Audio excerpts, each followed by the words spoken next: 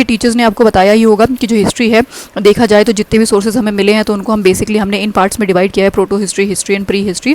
अब proto history वो वाला पार्ट होता है जहाँ पे हमारे पास रिटन रिकॉर्ड्स तो अवेलेबल है लेकिन हम उनको डिसिफर नहीं कर पाए हैं, जैसे कि हमारी इंडस वैली सिविलाइजेशन। फिर जब हम हिस्ट्री की बात करते हैं तो we are talking about the period for which the written records are available and we are also able to understand them also. For example the Maurya period या फिर लेटर वैदिक हो गया या वैदिक एज हो गया, तो यहाँ पे हमारे पास रिटन रिकॉर्ड्स अवेलेबल है जिनको हम समझ भी पाए हैं। Then comes the prehistory. Prehistory is the period for which there is no written record available. For example जो हमारा पेलियोलिथिक, मीजोलिथिक, नियोलिथिक, ये वाली एज को पकड़ लो आप, ठीक है। अब ये जो पूरा चैप्टर है ये हिस्ट्री से बिलोंग करता है ऑब्वियसली। आई होप ये वाला कॉन्सेप्ट आपके टीचर्स ने आपको क्लास में बताया ही होगा, नहीं बताया तो कोई बात नहीं, मैंने आपको बता दिया है, फिर से सुन लो एक बार। History is prehistory is when there is no written record available, for example palaeolithic, mesolithic, neolithic age. Then history is the part where the written records are available and we are able to understand them also, for example the Maurya empire or the Gupta empire. And then we talk about the proto history.